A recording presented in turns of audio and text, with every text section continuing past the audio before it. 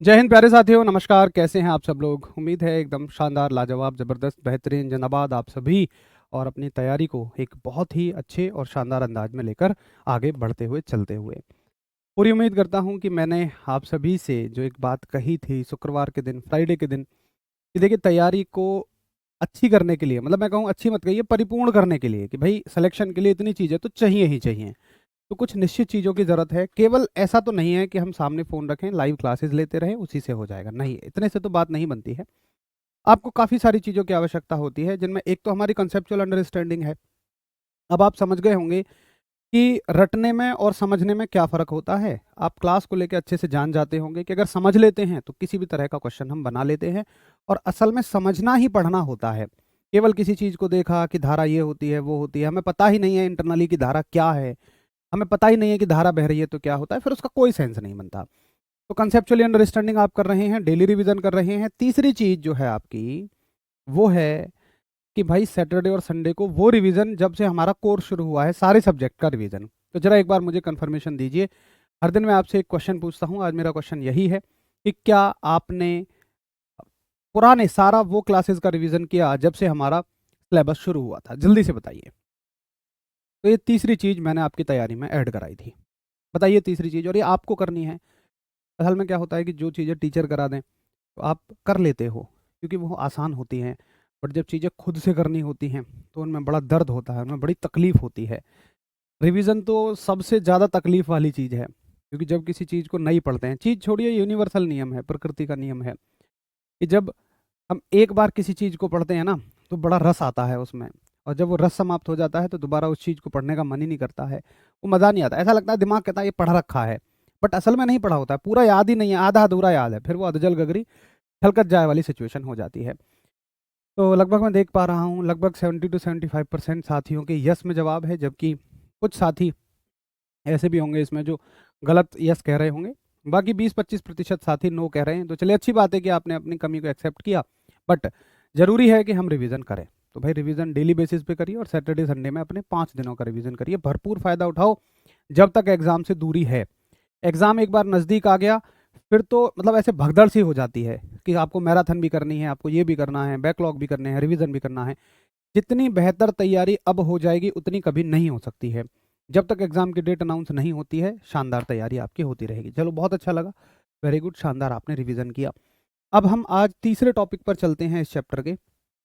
हमारा चैप्टर चला हुआ है इलेक्ट्रिसिटी, यानी कि विद्युत। और विद्युत में मैं आपको रिवाइज कराऊं तो हमने सबसे पहला टॉपिक पढ़ा इलेक्ट्रिक चार्ज, यानी कि विद्युत आवेश क्या होता है। हमने बहुत अच्छे से डिटेल में उसके बारे में जाना कि क्या होता है विद्युत आवेश, सारी चीज़ों को हमने सीखा और समझा। उसके बाद हम लोग आए थे विद्युत धारा पे, यानी कि करंट, इलेक्ट्रिक करंट पे, और हमने इलेक्ट्रिक करंट का रिलेशन इसके साथ देखा। अब आज हम एक तीसरी चीज और समझेंगे, जिसका नाम है विद्युत विभव, इलेक्ट्रिक पोटेंशियल, जिसको आप अपनी साधारण भाषा में वोल्टेज कहते हैं, इंग्लिश में भी और हिंदी में भी। वैसे शुद्ध हिंदी इसकी विभव या विभवांतर होती है। विभवांतर भी बताऊंगा क्या होगा। तो आइए जरा एक बार हेडिंग डालेंगे सभी कि विद्युत विभव क्या होता है, इलेक्ट्रिक पोटेंशियल क्या होती है। इलेक्ट्रिक पोटेंशियल यानी कि वैद्युत विभव। आइए, और वैद्युत विभव को हम लोग लेटर वी से दिखाते हैं, इलेक्ट्रिक पोटेंशियल को हम लोग लेटर वी से दिखाते हैं। वैद्युत विभव को ना समझने की चीज है, थोड़ा सा ध्यान से समझना। देखिए, हमने सीखा कि जो समान प्रकार के आवेश होते हैं, मतलब प्लस प्लस या माइनस माइनस, ये एक दूसरे को आकर्षित करते हैं और विपरीत एक दूसरे को प्रतिकर्षित करते हैं। चलो एक ऐसा ही उदाहरण लेते हैं। मान के चलिए यहाँ पर एक 10 कूलाम का आवेश है जो कि प्लस का है, प्लस के 10 कूलाम का। तो ये बाकी के सारे प्लस के आवेशों को, बाकी पॉजिटिव चार्जों को क्या करेगा भाई? रिपेल करेगा, प्रतिकर्षित कराएगा, अपने से दूर भगाएगा, यही तो करेगा। लेकिन मुझे आप ये बताइए कि क्या ये कहीं पर रखे हुए आवेश को प्रतिकर्षित कर देगा? मान लो ये रखा हुआ है महाराष्ट्र में, तो ये कन्याकुमारी के आवेश को प्रतिकर्षित कर देगा? आप कहोगे नहीं भैया। अरे भाई, इसकी भी तो एक लिमिट होगी, इसकी भी तो कुछ सीमाएं होंगी, इसकी भी तो कुछ क्षमता होगी। तो हर एक आवेश की, अब जितना उसका मान है, उसकी कुछ सीमाएं होती हैं, कुछ क्षमताएं होती हैं। जैसे बचपन में जब हम दूसरे मोहल्ले में जाके लड़ाई कर लेते थे, तो वहाँ तो पिट जाते थे, लेकिन जब वही जो हमें पीटने वाला हमारे घर के सामने से गुजरता था हम लपेट देते थे, क्योंकि हमारी दादागिरी का ना एक निश्चित क्षेत्र होता है। सही कह रहा हूँ मैं? तो इस आवेश का एक निश्चित क्षेत्र है जहां तक इसका प्रभाव चलता है। मान लो ये कहता है जी मेरा प्रभाव यहां तक चल जाता है कि इतने एरिया में कोई भी आया प्लस का आवेश, तो मैं उसे दूर भगा दूंगा, और अगर वो माइनस का हुआ तो मैं उसे खींच लूंगा। मतलब ये क्या कहेगा कि देखो, अगर यहाँ पे कोई +2 कूलाम का आवेश है और एक -2 कूलाम का आवेश है, तो अगर ये आवेश यहाँ घूम रहा है तो ये इससे कहेगा देख भाई ऐसा है कि इस क्षेत्र से बाहर खूब घूम, मैं कुछ नहीं कह रहा, लेकिन अगर तू इसमें आया जरा सा भी तो मैं तुझे भगा दूंगा। और -2 से क्या कह रहा है कि देख भाई यहाँ से बाहर घूम, खूब मजे ले, लेकिन अगर तू इसमें आया तो मैं तुझे खींच लूंगा।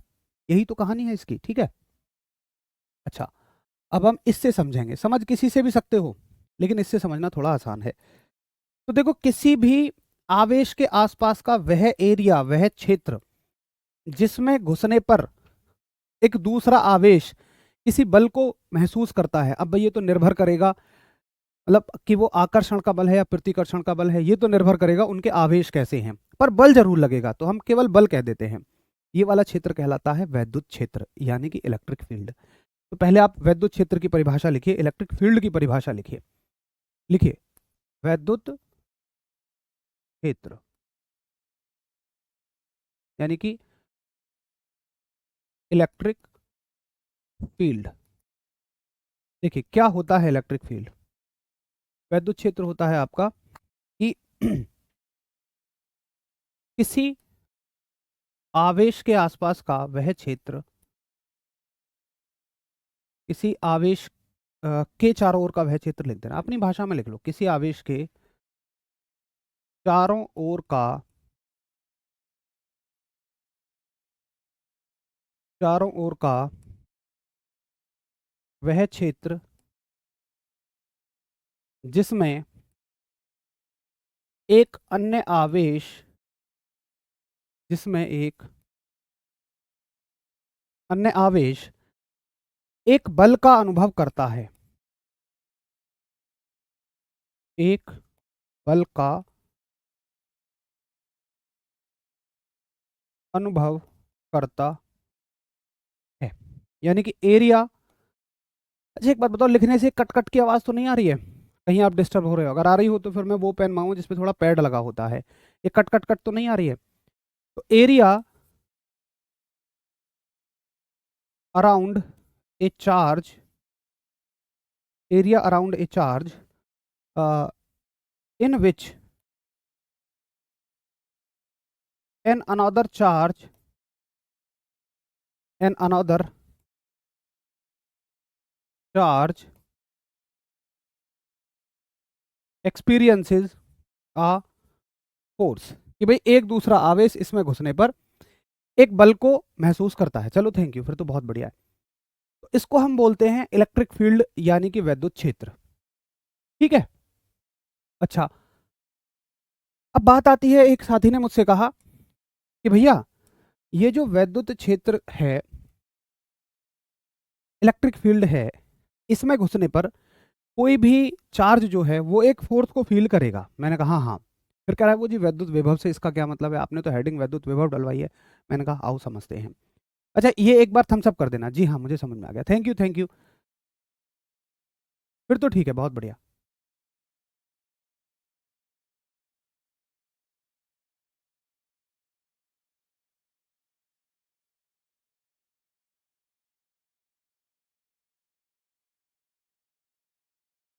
एक बार सभी थम्स अप कर दीजिए।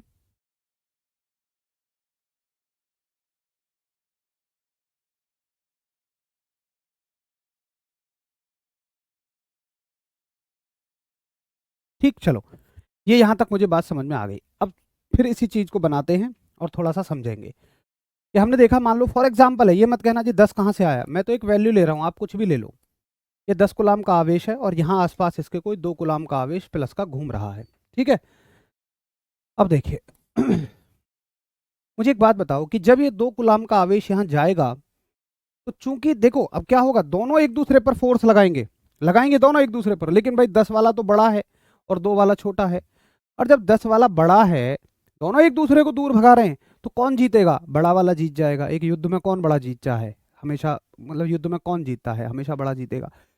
अब थोड़ा सा फील करने की बात है कि जब आप इसको यहां धक्का दे रहे हैं तो क्या होगा कि ये वाला चार्ज इसको यहां धक्का दे देगा, तो ये बेचारा कभी इसमें जा ही नहीं पाएगा। अब मान के चलो तुम यहां से जा रहे हो, ये बेचारा बैठा हुआ रो रहा है। इसने पूछा भाई क्या हुआ? तुमने कहा भाई क्या हुआ? ये कह रहा है कि भैया मैं उससे मिल के आना चाहता हूँ, एक बार उससे हाथ मिला के आना चाहता हूँ, लेकिन वो तो मुझे दूर से ही धक्का दे देता है। तुम कहोगे आजा मैं तेरा हाथ मिलवाता हूँ। तो तुमने क्या किया कि इस आवेश को धक्का देना शुरू किया, यहां से ऐसे पुश करना शुरू किया। हम थोड़ा सा फील करेंगे इस बात को कि तुम्हें इस आवेश को यहां तक जैसे एंट्री दोगे तो इस पर एक फोर्स लगेगा जो इसको इधर भगा रहा होगा, उसके बदले तुम्हें इसको यहां से यहां तक, यहां से यहां तक धक्का देना पड़ रहा होगा। बोलो यस और नो। जैसे एक स्प्रिंग है और तुमने एक स्प्रिंग को खींच लिया। देखो स्प्रिंग को तुम थोड़ा सा खींचोगे तो स्प्रिंग उधर जाने की कोशिश करेगी, लेकिन तुम उसको खींच रहे हो तो तुम्हें एक वर्क करना पड़ रहा है, यानी कि एक काम करना पड़ रहा है। अगर आपने कभी वर्क की डेफिनेशन पढ़ी होगी, अगर आपने कभी कार्य की परिभाषा पढ़ी होगी, तो वो है कि बल गुणा विस्थापन, कि किसी भी वस्तु पर आपने बल लगाया और उसके प्रभाव से उसमें विस्थापन आ गया, फोर्स लगाने से डिस्प्लेसमेंट आ गया, तो बॉडी पे वर्क हो रहा है। तो क्या मैं यहां पर कह सकता हूं कि आपको इस आवेश को यहां से यहां तक लाने में एक फोर्स लगाना पड़ा, और फोर्स आपने, अगर फोर्स लगाने से कोई वस्तु अपनी जगह से कुछ विस्थापित हो गई है, डिस्प्लेस हो गई है, तो आप ये कहेंगे कि आपने उस पर कार्य किया आपने। तो यही कार्य जो आप एक आवेश पर करते हो, यही कार्य जो आप किसी चार्ज पर करते हो, यही वर्क जो किसी चार्ज पर किया जाता है, बस इसी को विद्युत विभव बोल दिया जाता है। देखो परिभाषाएं नई नई क्यों बनती हैं, पहले इसको लिखो, फिर आपको और गहराई में लेकर चलता हूं, आपको एक क्लैरिटी आएगी। विद्युत विभव, इलेक्ट्रिक पोटेंशियल। देखो परिभाषाएं नई नई क्यों बनती हैं, असल में अगर देखा जाए तो भाई कार्य तो किसी भी वस्तु पे हो सकता है। कार्य तो किसी, आप मान लो बक्सा है, उसको आगे धक्का देने में कर सकते हो। कार्य तो किसी चीज को घुमाने में भी कर सकते हो। लेकिन होता है ना कि एक शब्द में बोलूं और समझ में आ जाए कि भाई इस चीज पर कार्य हो रहा है। अगर मैं सिंपल बोलता हूं कि भाई कार्य हो रहा है, तो आपको पता ही नहीं चलेगा कि बक्से की बात हो रही है, किसी और चीज को धक्का देने में बात हो रही है, किसी आवेश को एक जगह से दूसरी जगह ले जाने में बात हो रही है, कुछ समझ ही नहीं आएगा। लेकिन मैं अगर कहूँ विद्युत विभव, तो तुरंत आप समझ जाओगे, अच्छा ये है तो कार्य ही, लेकिन किस पर? आवेश पर। वैद्युत विभव से किसी को ये तो नहीं समझ में आएगा ना कि किसी बक्से पर किया गया कार्य है। तो असल में किए गए कार्य को ही बस अलग दिखाने के लिए थोड़ा सा हमने एक नई परिभाषा बना दी, जिसका नाम है वैद्युत विभव। तो विभव कोई अलग से चीज नहीं है, पोटेंशियल कुछ अलग से चीज नहीं है कार्य ही। अगर आवेश पे हो रहा है तो उसको हम विद्युत विभव कहेंगे। अब थोड़ा सा और अंदर अगर हम चलें, प्रैक्टिकली ये देखें कि चलो ये तो तुम कह रहे हो जी, तुमने लगाया, तार में तुम थोड़े ना धक्का लगाते हो। ये इलेक्ट्रिक प्रैक्टिकली कहाँ होता है? देखो प्रैक्टिकली होता है ये, बहुत बहुत ध्यान से समझने की बात है, थोड़ा सा ध्यान से समझना। जैसे कि मान के चलिए आपके पास एक बैटरी है, देखो ये आपके पास एक बैटरी है, ये बल्ब है, और आपने इसको किसी बैटरी से जोड़ा हुआ है, ये इसका पॉजिटिव सिरा है, ये इसका नेगेटिव सिरा है।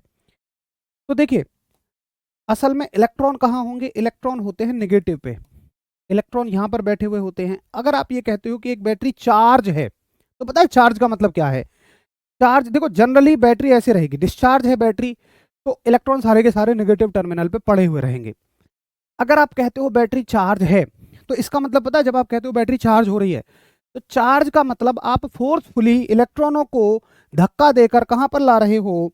फोर्सफुली धक्का देकर कहां ला रहे हो साहब? पॉजिटिव टर्मिनल पे आपने धक्का दिया है, और यही धक्का क्या कहलाता है? कि भाई इसको चार्ज किया जा रहा है। अब ये बैटरी चार्ज है, इलेक्ट्रॉन यहाँ ऐसे कस के रुके हुए पड़े हैं, जैसे मान लो खिंची हुई स्प्रिंग, क्योंकि इलेक्ट्रॉन तो हमेशा कहाँ भगना चाहते हैं? यहाँ। लेकिन आपने चार्ज कर रखा है, आपने उनको धक्का दे के पॉजिटिव पे भेज रखा है। अब जैसे ही तुम बटन दबाओगे तो ये तुरंत कहाँ भगेंगे? नेगेटिव पर। अब नेगेटिव पर भगने का मतलब है कि देखो एक इलेक्ट्रॉन ऐसे करके आएगा, ऐसे नेगेटिव पे। अब ये ऐसे नेगेटिव पे नहीं जा सकता, ये 100% तय है कि नेगेटिव पे हमेशा ये ऐसे ही जाएगा। जैसे आपने पढ़ा होगा कि जो हीट का फ्लो होता है वो हमेशा गर्म से ठंडे में होता है, ठंडे से गर्म में तो नहीं हो सकता है ना। तो इलेक्ट्रॉन जो जाएगा ना, हर एक इलेक्ट्रॉन ऐसे होके ऐसे जाएगा। जैसे ही स्विच दबाओगे इसको मौका मिल गया अपने नेगेटिव से मिलान करने का, और तुरंत ही ऐसे करके यहाँ पहुंच जाएगा। तो ये इलेक्ट्रॉन के चलने फिरने से ही सारी चीजें चलती हैं, और इसी को हम कहते हैं कि इलेक्ट्रॉन ने क्या किया है, वर्क डन किया है। इसी को पोटेंशियल कह देते हो, इसी को विभव कह देते हो। एक बार हम सब करिए, समझ में आया हो तो।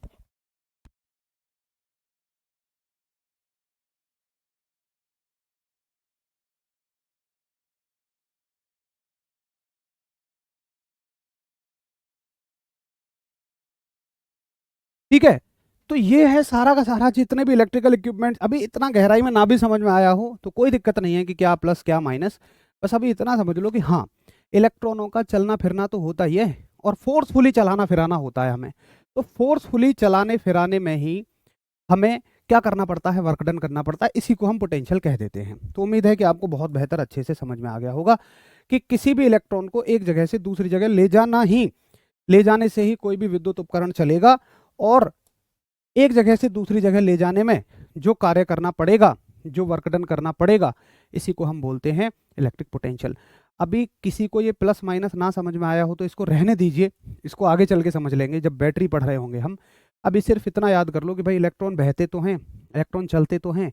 अब इलेक्ट्रॉन अपने आप तो चल नहीं सकते हैं, कोई ना कोई तो होता ही है जो इलेक्ट्रॉनों को चलाता है। तो इलेक्ट्रॉनों को चलाने के लिए जो जरूरी है वही आपका पोटेंशियल है, वही आपका विभव है।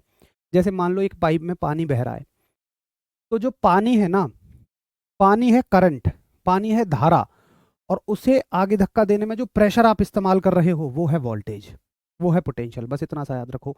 तो उस वोल्टेज की वजह से तो पानी एक जगह से दूसरी जगह जा रहा है, उस धक्के की वजह से तो पानी एक जगह से दूसरी जगह जा रहा है।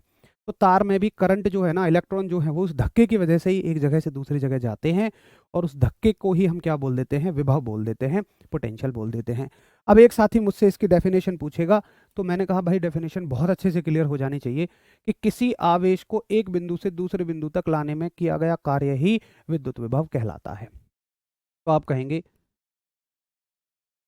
अच्छा, या तो आप ऐसे कहो कि एकांक आवेश, एकांक आवेश का मतलब है यूनिट चार्ज मान लेते हैं बस हम, और इसका कोई मतलब नहीं है, कि एकांक आवेश को एक बिंदु से दूसरे बिंदु तक लाने में किया गया कार्य विद्युत विभव कहलाता है। एकांक आवेश को एक बिंदु से दूसरे बिंदु तक लाने में किया गया कार्य,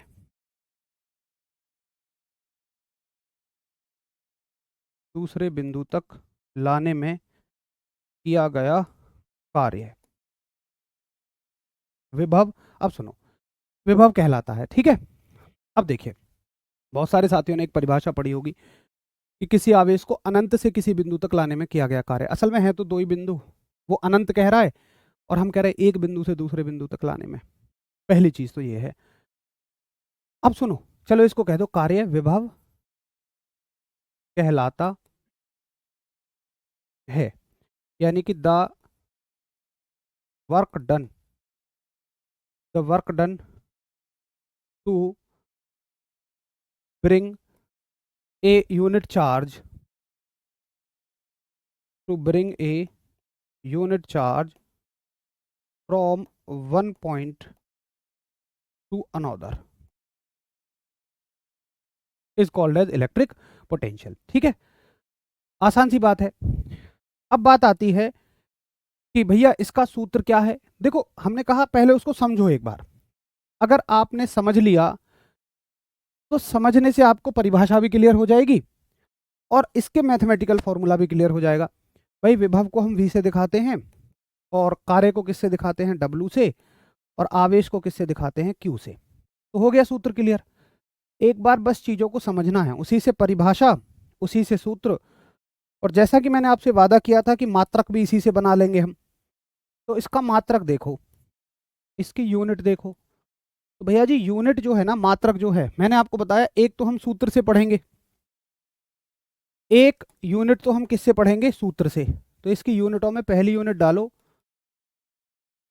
अच्छा, मैं आगे लिखवा दूं क्या इसको, यहां पर मुझे थोड़ी सी जगह कम नजर आ रही है। तो यहाँ ज़्यादा वैसा हो जाएगा ना, डिस्टर्बेंस सा हो जाएगा। आप इतना ही नोट करके रखना, मैं अगले पेज पे आ जाता हूँ। फॉर्मूला पढ़ा हमने V बराबर W/Q, ये तो आपने नोट कर लिया होगा। अब देखो मात्रक यानी कि यूनिट। तो यूनिट हर चीज़ की दो तरीके से होती है, एक तो फॉर्मूले से और एक ऐसा यूनिट जो डायरेक्ट यूनिट होती है। तो फॉर्मूले से कौन सी हो जाएगी, W/Q। W का मात्रक क्या है, जूल। जूल को दिखाते हैं J से। अब मैं सिंबल्स में ही चलूंगा, आपको भी सिंबल्स में पहचान लेना है। Q क्या है, आवेश। आवेश का मात्रक होता है कुलाम, और कुलाम को दिखाते हैं C से। तो यूनिट हो गई जूल पर कुलाम। या इसी को ऐसे भी लिख सकता है, जूल और कुलाम की पावर -1, इसको ऐसे भी लिख सकता है। ये तो हो गई फॉर्मूले से। ऐसा यूनिट जो है इसकी डायरेक्टली पोटेंशियल की यूनिट क्या होती है, वोल्ट। तो पोटेंशियल यानी कि विभवांतर का जो मात्रक है, विभव का जो मात्रक है, विभव और विभवांतर में भी अंतर बताऊंगा, विभव और विभवांतर में अंतर बताऊंगा, ये होता है वोल्ट। तो इसका ऐसा ही मात्रक क्या हो गया, वोल्ट। तो बताइए क्लियर है, इतना समझ में आ गया। अब एक साथी ने कहा भैया ये बताओ अदिश है या सदिश है। तो भाई उसके लिए मैंने आपको एक जुगाड़ बता रखा है, प्लस और माइनस वाला जुगाड़। अब हालांकि अगर आपको कार्य पता है तो समझ में आ गया होगा, और अगर कार्य नहीं पता तो नहीं समझ में आ पाएगा, फिर हमें सीधा याद रखना पड़ेगा। किन किन को पता है कि कार्य एक अदिश राशि है, स्केलर क्वांटिटी है। अदिश राशि है, अदिश का मतलब क्या हो जाएगा, प्लस। आवेश एक अदिश राशि है, स्केलर क्वांटिटी है प्लस, और प्लस बटे प्लस क्या हो जाता है, प्लस ही हो जाता है। और प्लस का मतलब अदिश राशि। तो ये कैसी राशि है, अदिश। अब जिनको ये चीज़ समझ में आती हो ठीक है, नहीं तो डायरेक्टली याद रख लो, पेपर में आपसे कभी इतना कुछ नहीं पूछा जाएगा। सिर्फ पेपर में आपसे ये पूछा जाएगा कि बताओ ये स्केलर क्वांटिटी है या फिर ये वेक्टर क्वांटिटी है। तो आप कह देना जी स्केलर क्वांटिटी है, ठीक है। अब एक साथी कहते हैं जी भैया डायमेंशन बताओ, इसकी विमा बताओ। देखो इसकी डायमेंशन, इसकी विमा के लिए आपको कार्य की विमा पता होनी चाहिए। आपको कार्य की विमा पता होनी चाहिए, W की विमा पता होनी चाहिए। अगर नहीं पता है तो याद कर लो। देखिए W की विमा होती है mL2T-2। असल में ये हमारा ना, हम इसको बाद में जाके पढ़ेंगे क्योंकि हमारे लिए उतना इंपॉर्टेंट नहीं है ये सब कार्य वगैरह। और आवेश की विमा क्या होती है, हमने पीछे नहीं पढ़ी थी, क्योंकि आवेश की विमा धारा से बनती है। देखो आवेश की विमा कैसे बनती है, आवेश की अपनी कोई विमा नहीं होती, वो धारा से बनती है। धारा का फॉर्मूला पढ़ा था हमने, I = Q/T। तो आवेश, धारा की विमा क्या होती है, A। आवेश की विमा हमें निकालनी है, और T की जगह विमा में क्या रखोगे, T। तो ये यहाँ पहुंच जाता है। यानी कि Q की जो विमा हो जाती है, डायमेंशन हो जाती है, उसको यहाँ नोट कर लेंगे। Q की डायमेंशन, ये T यहाँ पहुंच जाएगा तो AT हो जाती है, ठीक है। आवेश की जो विमा है वो AT हो जाती है। आवेश की विमा यहाँ रखोगे AT, और इसको अगर हम सॉल्व करेंगे तो ये हो जाएगा mL2T-2। ये तो एज इट इज रहेगा, ये ऊपर जाके माइनस हो जाएंगी, मतलब A की पावर -1 और T की पावर -1। तो कितनी हो जाएंगी, mL2, T की पावर 2 माइनस किए, 1 माइनस किए, तो ये माइनस की 3 हो जाएंगे। माइनस माइनस प्लस यहाँ नहीं होता है, समझा चुका हूँ। दोनों माइनस के हैं, जुड़ जाएंगे, 3 हो जाएंगे, और A की पावर कितना हो जाएगा, -1। जिनको ये कहानी समझ में नहीं आई वो डायरेक्टली याद रख लेंगे कि भाई आवेश की जो विमा है वो mL2T-3 A-1 होती है विभव की, ठीक है। अब बताइए क्लियर है कि भैया जी मुझे अगर ये समझ में आ गया कि किसी आवेश पर होने वाला वर्क डन जो है, कार्य है, वही विद्युत विभव कहलाता है, तो मुझे इसकी परिभाषा भी समझ में आ गई, मुझे इसका मात्रक भी समझ में आ गया, ये कैसी राशि है, अदिश है या सदिश है, मुझे ये भी बड़े अच्छे से समझ में आ गया। एक बार हम सब करिए।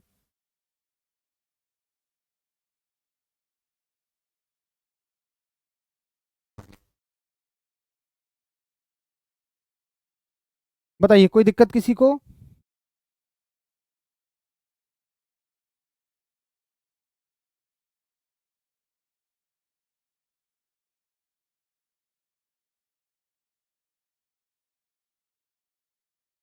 मेरा क्लास छूट गया है भाई, क्लास छूट गई है तो एक बार प्लीज़ उन्हें शुरू से करिए।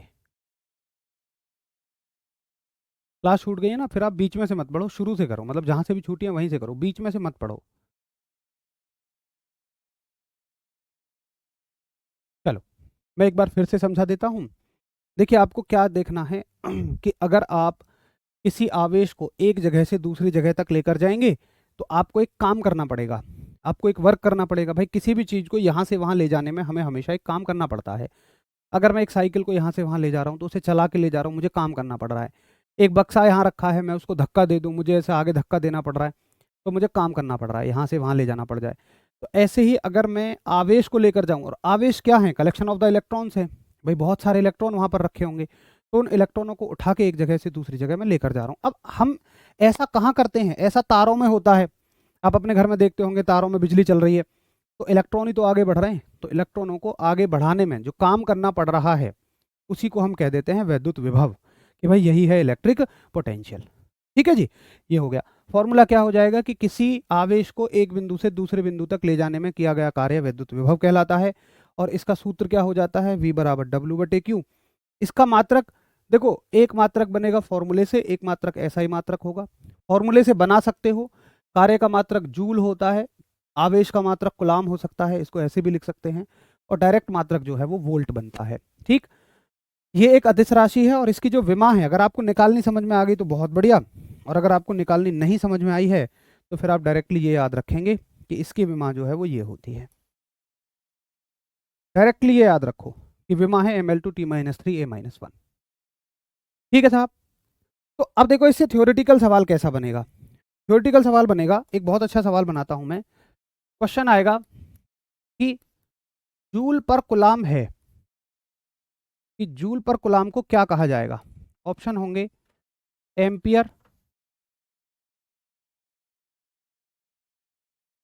एम्पियर, बी ऑप्शन होगा वोल्ट, सी ऑप्शन होगा ओम, डी ऑप्शन होगा नन ऑफ द अबव, इनमें से कोई नहीं। तो बताइए, जूल पर कूलाम को निम्नलिखित में से क्या कहा जाएगा? हिंदी में लिखिए। शायद मेरी क्लास का कोई एक सिंगल शब्द ऐसा नहीं होगा कि जो हिंदी में हो, इंग्लिश में ना हो, या इंग्लिश में हो हिंदी में ना हो। बिल्कुल बाइलिंगुअल क्लास है। पेपर में कौन सा यूनिट पूछा जाएगा? देखो ऐसे सवाल आएगा पेपर में।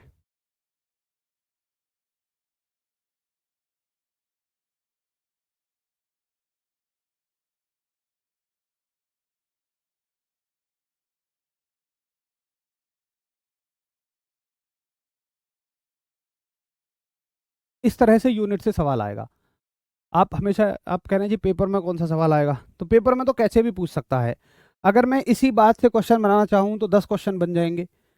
अब एक बार ये पूछ लेगा, देखो एक तो ये सवाल हो गया। आप हमेशा ये सोचते हो कि सवाल कैसा आएगा, तो सवाल की चिंता करो ही मत। सवाल 20 तरीके से पूछ लेगा, वो ऐसे पूछ लेगा कि वोल्ट को कह सकते हैं, वोल्ट होता है, यानी कि वोल्ट इज, ए ऑप्शन होगा। यही सारे ऑप्शन फिर से रख देगा, लो एक सेकेंड, ऐसे ऑप्शन लेगा, जूल पर कूलाम, या न्यूटन पर मीटर, या जूल कूलाम, या न्यूटन मीटर, ये लो और देख लो। तो सवालों की चिंता ही नहीं करनी है। सवाल कैसे बना देगा? सवाल तो वो ढेर बना देगा। जूल पर कूलाम से देके पूछ लेगा, या वोल्ट से देके पूछ लेगा। ठीक है, तो आप समझ गए होंगे कि किस तरह से आपसे क्वेश्चन पूछा जाएगा। तो जूल पर कूलाम वोल्ट होता है, और वोल्ट को ही हम क्या कह सकते हैं? जूल पर कूलाम। अगर ऊपर दे रखा है ना, ये मत समझना भैया ये तो लिखवाया है, मैंने लिखवाया है कि जूल कूलाम की पावर -1। बच्चे यहाँ बहुत गड़बड़ करते हैं। यहाँ देखो कुछ नहीं है, यहाँ -1 है, तो -1 वाला ठीक होगा अगर होगा तो। वैसे तो ऑप्शन में एक ही मिलेगा, दो कभी भी नहीं मिलेंगे, है ना। तो आप अगर इतना सा समझ लें तो बनने वाले प्रश्नों को आप बड़े आराम से कर जाएंगे। कभी इस बात की चिंता ही मत करो कि क्वेश्चन कैसे पूछा जाएगा।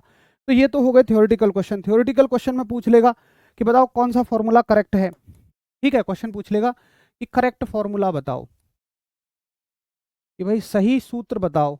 ए ऑप्शन होगा V बराबर W बटे क्यू, बी ऑप्शन होगा V बराबर W गुणा क्यू, W बराबर V गुणा क्यू।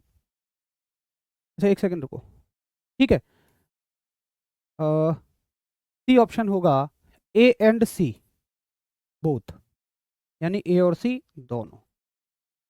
अब बताओ क्या आंसर ऑप्शन हो जाएगा? जल्दी बताइए तीसरे प्रश्न का आंसर।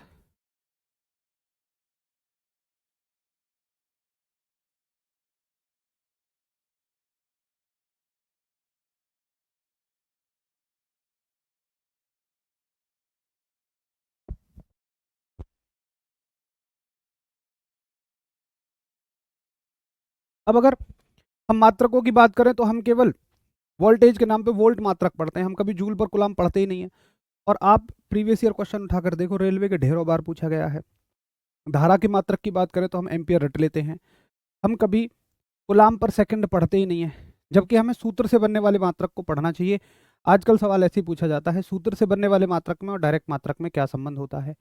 अब देखो ये तो थे सीधे सीधे क्वेश्चन, ठीक है, आपने उत्तर कर दिया। एक होते घुमा के बनने वाले क्वेश्चन, वो ये है, घुमा के बनने वाले क्वेश्चन वो हैं कि जो हमने पढ़ रखा है उसी के बेस पे हो जाएगा, वो बस थोड़ी सी बुद्धि लगानी है। मैं फिर से कहता हूं, अगर आप मुझसे ये कहें कि इनसे बनने वाले, जो हमने वोल्टेज पढ़ा है, विभवांतर पढ़ा है, इससे बनने वाले सारे क्वेश्चन मैं आपको करवा दूं, वो पॉसिबल ही नहीं है। आप मुझसे 500 सवाल भी कह के 500 सवाल भी देकर कहें कि क्या भैया इन्हीं से कवर हो जाएगा, मैं कहूँगा नहीं। आपको सवालों को रटना ही नहीं है, आपको कॉन्सेप्ट आना चाहिए कि भाई हम इसको वहीं के वहीं बनाने के काबिल हो जाए। ये काबिलियत अपने अंदर लानी है, ये हमारी कोशिश है, तभी हम कर भी पाएंगे। अब देखो, ये फॉर्मूला तो मैंने डायरेक्टली पढ़ा, V बराबर W/Q। अब आपको ऐसा नहीं है कि इसी को छोड़ना पड़ेगा, आपको जांचना पड़ेगा।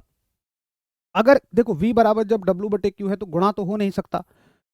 अब यहां से पूछ रहा है W बराबर, तो W बराबर अगर हम निकालने बैठे हैं, तो अगर W की वैल्यू निकालें तो मुझे एक बात बताओ कि W कहेगा Q से कि Q भैया अब हमें अकेला छोड़ो, तो Q अगर यहाँ गुणा में है तो Q के पास क्या ऑप्शन है भाई? अगर W अपने पास से भगाएगा तो Q के पास इधर जाने का ऑप्शन है। जो चीज भाग में होती है वो गुणा में पहुंच जाती है यहाँ, तो W बराबर हो जाएगा V गुणा Q। अच्छा, अगर आप इस पूरे को इधर, इस पूरे को इधर लिख दें तो कोई चिन्ह चेंज नहीं करना पड़ेगा, तो ये हो जाएगा V गुणा Q। ऐसे भी लिख सकते हो, ऐसे भी। अगर एक चीज को लेकर आते हैं तब कुछ करना पड़ता है, अगर दोनों को उठा के इस पूरे को इधर, इस पूरे को इधर रख रहे हैं तो कुछ भी चेंज नहीं करना, एज इट इज उठा के रख दो। तो W बराबर V गुणा Q भी सही है, इसलिए मैंने ऑप्शन डाला कि A और C बोथ है। तो करेक्ट आंसर ऑप्शन होगा हमारा D, कि A और C दोनों सही हैं। अब बताइए, समझ में आया? ये बात बताइए, सबको समझ में आई है?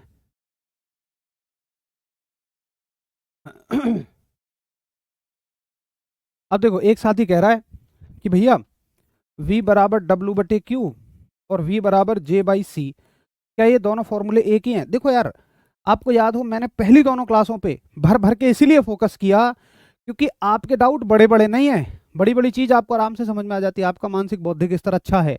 दिक्कत छोटी छोटी चीजों में है। जो साथी ये सवाल पूछ रहा है ना, उसको यही नहीं पता कि भैया ये तो राशि है और ये मात्रक हैं, उसको असल में ये पता ही नहीं है। अरे भाई, सूत्र तो ये है, सूत्र हमेशा राशियों का बनता है, मात्रकों का क्या सूत्र बनेगा? सूत्र हमेशा क्वांटिटीज का बनता है, इन क्वांटिटीज के ये मात्रक हैं, ये तो भाई साहब मात्रक हैं, ये फॉर्मूला है ही नहीं, ये तो ये मात्रक है, मात्रक।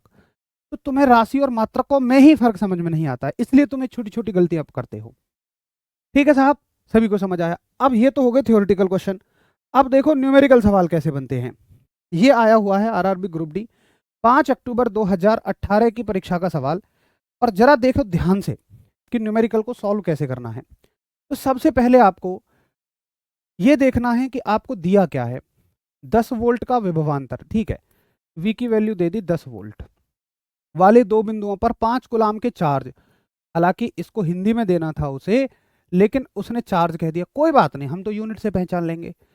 भाई इतना तो समझ में आ रहा है कि देखो विद्युत चैप्टर की बात हो रही है, इलेक्ट्रिसिटी चैप्टर की बात हो रही है, और इलेक्ट्रिसिटी चैप्टर में C फॉर कूलाम होता है। कूलाम का मतलब क्या है? आवेश, चार्ज। स्थानांतरित करने में कितना कार्य करना पड़ता है। बच्चे बड़े परेशान रहते हैं, भैया ये नहीं पता कौन सा फॉर्मूला लगेगा, और मैं तो कह रहा हूँ ये इतनी आसान बात है।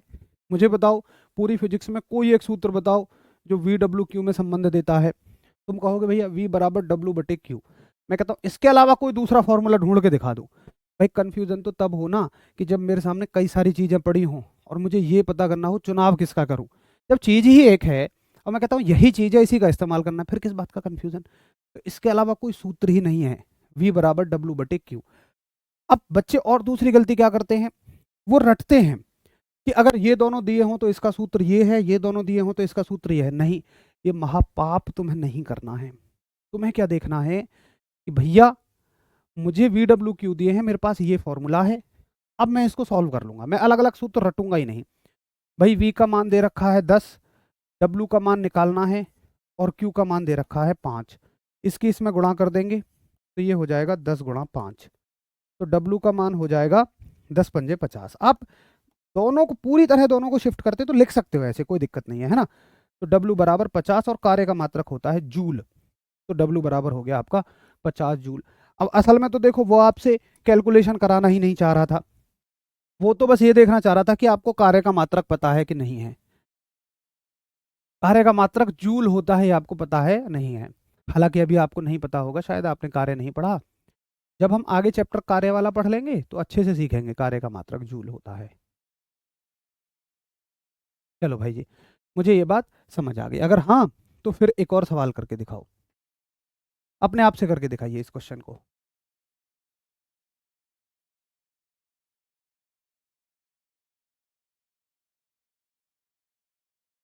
केमिस्ट्री की क्लास जब फिजिक्स कंप्लीट हो जाएगी ना उसके बाद चलेंगी।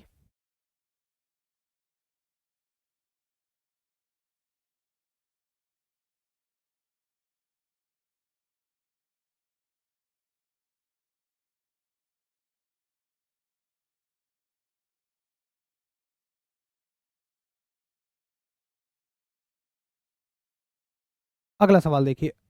अब देखो, पेपर में करने का तरीका बता रहा हूं मैं आपको। पेपर में इतना समय तो मेरे पास होता नहीं है कि मैं हर चीज को लिख लिख के करूँ, इसका कोई लॉजिक भी नहीं है। मैं आपको पेपर में सीधा तरीका बता रहा हूँ। 10 वोल्ट के विभवांतर, ये वोल्टेज दे दिया, चार्ज मतलब आवेश दे दिया, आपसे क्या पूछा रहा है, काम। तो ये क्लिक कर जाना चाहिए कि वी डब्ल्यू क्यू में क्या रिलेशन होता है, वी बराबर डब्ल्यू बटे क्यू।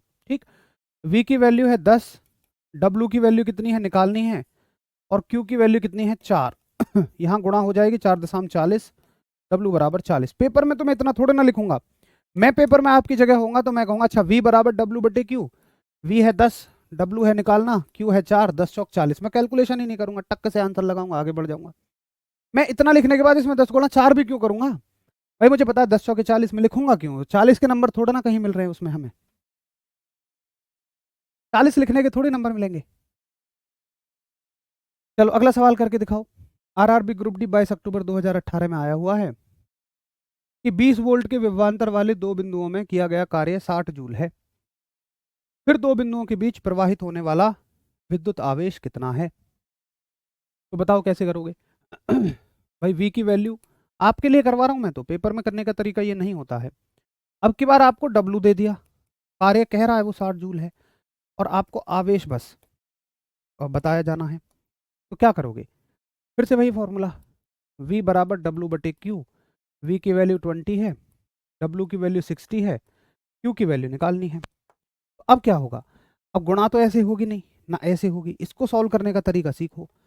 अब q की वैल्यू आपको निकालनी है, तो जब भी वैल्यू निकालनी हो ना तो ये हमेशा यहीं पहुंचता है और ये हमेशा यहाँ आ जाता है। इसकी जगह q पहुंच जाएगा, ये अपनी जगह पर ही रहेगा, और ये दोनों आपस में जगह बदल लेंगे। अब तो कैलकुलेशन हो सकती है ना, 0 से 0 कट जाएगी और 2 से 3 बार, तो q की वैल्यू आ गई 3 कूलाम।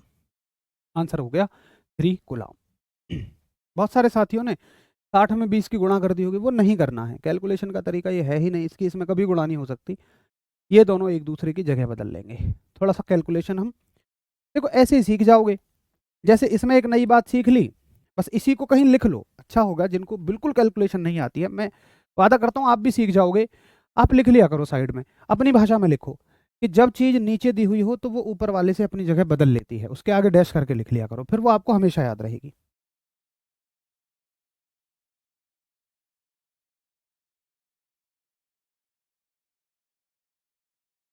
ठीक है, तो ये भी हमें क्लियर हो गया। अब आप अब आप मुझे बताओ कि ये न्यूमेरिकल कैसा है, आसान है या मीडियम है। मेरे हिसाब से अगर समझ में आ जाए तो बहुत आसान है कि नहीं। हाँ, क्या सारे न्यूमेरिकल ऐसे ही आते हैं, देखो सारे तो नहीं आते, लेकिन 5 में से 3 से 4 न्यूमेरिकल ऐसे ही आएंगे आपके। अगर 6 न्यूमेरिकल आते हैं ना, तो मैं मानता हूँ 4 न्यूमेरिकल ऐसे ही रहेंगे जो सीधे सूत्र पे होंगे। अगर आपको सूत्र पता है ना तो फिर आप काम बना ले जाओगे, अगर आपको फॉर्मूला नहीं पता तो फिर नहीं बना पाओगे। ये तो डायरेक्टली गुणा भाग ही तो है। 3 चीज देखनी है बस हमें, फॉर्मूला कौन सा लगेगा, उसके बाद उसको सेट करना है वैल्यूज को, और गुणा भाग कर देना है, 3 ही तो काम करने हैं। ठीक है भैया। अच्छा अगला सवाल करके दिखाओ। हालांकि ग्रुप डी में मैं आपको 4 सवाल करवाऊंगा, ये लास्ट सवाल है। ऐसा नहीं है कि यही 4 सवाल आए, सवाल तो बहुत सारे आए इसी तरह के। मैं कहता हूँ सारे सवाल खुद बन जाएंगे। बाकी के क्वेश्चन मैं आपको जो बुक है ना उसमें डालूंगा। प्रैक्टिस के लिए, ताकि आप प्रैक्टिस कर सकें। पता है अभी आपको ये चीज़ आसान लग रही होंगी क्योंकि आपने सीख ली। सोचो जब आपको ये भी नहीं आता था तो कितना मुश्किल लगता था।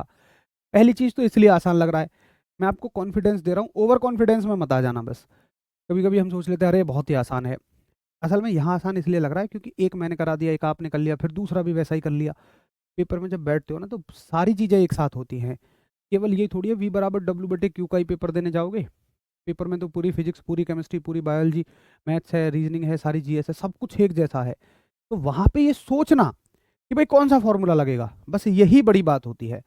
और ये कैसे आसान होगा आपके लिए, ये कब पॉसिबल होगा, जब आप मल्टीपल रिवीजन करोगे, मैक्सिमम रिवीजन करोगे, जितना ज़्यादा हो सके उतना रिवीजन करोगे, तभी आपको याद रह पाएंगे। नहीं तो 4 दिन बाद भूल जाओगे इसको। तो दो बिंदुओं के बीच 4 कूलाम का आवेश ले जाने में किया गया कार्य कितना होगा, जबकि विभवांतर ये है। तो फिर से वही V = W/Q, और V की वैल्यू है 18 वोल्ट, W की वैल्यू पूछी है और इसकी वैल्यू है 4। इसकी मल्टीप्लाई यहाँ हो जाएगी, तो W = 72 जूल। तो आंसर आ जाएगा 72 joule. Correct answer option is C. ठीक है, तो ये हो गए आपके सामने। आज एक टॉपिक हमने कर लिया, विद्युत विभव। अब समझो कि विभवांतर क्या होता है। ठीक है, ये विद्युत विभव क्लियर हो गया। बहुत सारे साथियों का डाउट रहता है हमेशा कि भैया विभव और विभवांतर में क्या फर्क होता है। विभव समझ गए तो विभवांतर समझ जाओगे। अच्छा, वैद्युत और विद्युत एक ही बात है, आप कुछ भी लिख लो। विभवांतर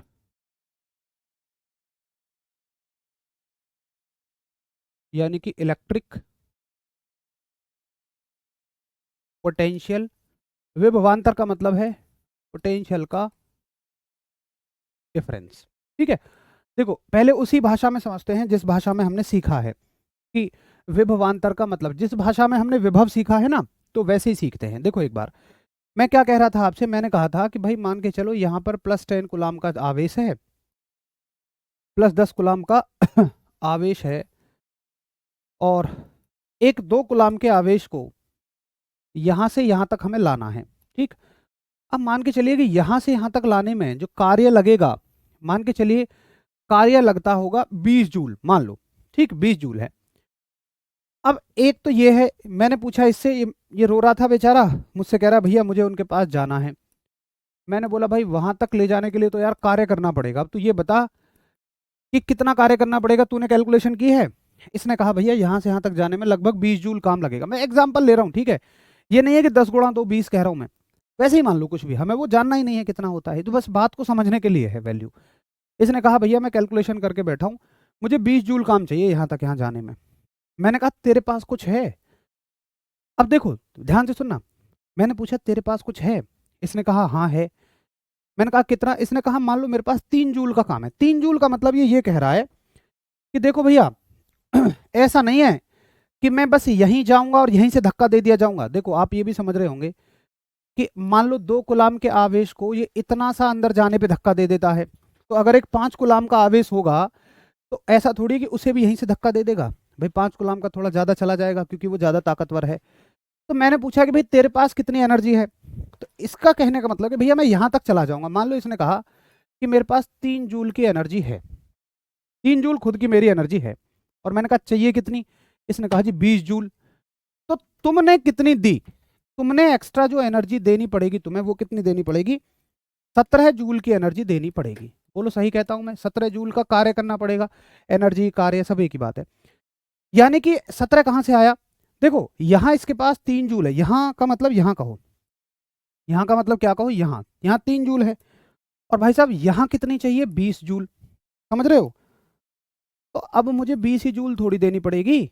जब इसके पास 3 जूल है और 20 जूल टोटल चाहिए, तो मुझे कितनी देनी पड़ेगी, मुझे दोनों के अंतर के बराबर ही तो देनी पड़ेगी, केवल 17 जूल देनी पड़ेगी। अब ये क्या हो गया, ये हो गया विभव का अंतर। ये क्या है, 17 क्या है, दो विभवों के बीच का अंतर है, और इसको ही हम कह देते हैं विभवांतर। बस, ठीक है। तो आप कहोगे वैद्युत विभवांतर क्या होता है, दो विभव के बीच का अंतर, दो पोटेंशियल के बीच का डिफरेंस। तो आप कहोगे कि बिंदुओं दो बिंदुओं के बीच के विभव, दो बिंदुओं के बीच के विभव का अंतर विभवांतर कहलाता है। तो हम ऐसी शॉर्ट में पढ़ लेंगे कि the difference of potentials, the difference of potentials between, ये बिटवीन का शॉर्ट में ऐसे लिखते हैं, बिटवीन 2 पॉइंट्स। बस इतनी सी बात विभवांतर, और इससे ज्यादा कुछ भी सवाल नहीं पूछा जाता। अच्छा, इससे तो सवाल ही नहीं पूछा जाता, ये तो हम बस यूज कर लेते हैं कि भाई विभव है या विभवांतर है। तो विभव शब्द का मतलब है कि इसका पर अलग अलग विभव कितना है, इस पर अलग कितना है, और इनके बीच का अंतर कितना है। अब जो चीज हम जूल में पढ़ रहे हैं वो वोल्ट में पढ़ लो। भाई मान के चलो, ये कहता है जी मैं तो 20 वोल्ट पर हूँ, ये यहाँ कहता है कि जी मैं तो कुल 3 वोल्ट पर हूँ। तो 3 से 20 जाने के लिए कितनी देना पड़ेगा, 17 वोल्ट और देना पड़ेगा। ये कहाँ से आएगा 17, इन दोनों का अंतर ही तो है, यही इसका विभवांतर है। अरे वो हमें नहीं पता करना, कि मैं पहले ही कह चुका हूँ कि 20 जूल की ही जरूरत है। मैंने कहा वो पता ही नहीं करना, हमें कोई वैज्ञानिक थोड़ी बनना है इस क्लास में। हमें सिर्फ ये जानना है कि दो बिंदुओं के बीच विभव के अंतर को विभवांतर कहते हैं। हमें ये नहीं पता करना कि इसको 20 चाहिए 50 चाहिए, वो तो जब तुम एक बैटरी बना रहे होगे तब तुम्हें ज़रूरत पड़ेगी। अब बताओ, अगर तुम्हें बैटरी बनानी हो तो फिर मैं तुम्हें सिखाऊं कि ऐसा क्यों होता है, बाकी तो नहीं सीखना। पेपर के लिए तो कोई ज़रूरत नहीं है, ठीक है साहब। और बैटरी बनाने का सीखने में, जितने में तुम मुझसे पूरा सिलेबस खत्म कराने की उम्मीद कर रहे हो, उतने समय में तुम बैटरी ही बनाना सीख पाओगे फिर। अब बताओ, अगर तुम्हारे पास इतना समय हो तो, तुम्हारे पास है अगर 1 साल 2 साल, तो फिर चलो सीखते हैं आराम से, क्लास में सब बैटरी बैटरी बनाते फिरेंगे, कोई ज़रूरत नहीं है ना। तो उम्मीद है कि आप समझ गए होंगे विभव और विभवांतर में क्या फ़र्क है। अगर विभव आपको अच्छे से समझ में आ गया तो केवल दो बिंदुओं के बीच के विभव के अंतर को विभवांतर कहते हैं। ये तो बड़ी आसान सी बात है भाई, किसी भी चीज़ के अंतर को हम उसका नाम दे देते हैं इस तरह से। तो अच्छे से, शानदार तरीके से, बढ़िया तरीके से रिवाइज करते रहिए। आधे डाउट तो आपके ना रिविज़न करने की वजह से होते हैं, जो चीज़ें क्लियर कर दी गई हैं। जैसे आज भी एक साथी पूछ रहे थे जी धारा की विमा ए कैसे आई, तो मैंने आपको जब मूल राशियाँ बताई थी उसमें बताया था धारा एक मूल राशि है और इसकी अपनी एक विमा है जिसका नाम है ए। ठीक है साथी, तो मिलते हैं फिर नेक्स्ट क्लास में कल। तब तक के लिए आप सभी को नमस्कार, धन्यवाद, जय हिंद। मैं फिर से कहूँगा, मेरी हर अगली क्लास पिछली क्लास से जुड़ी हुई है, तो पिछली क्लास का रिवीजन करके ही अगली क्लास में बैठा करें। नमस्कार।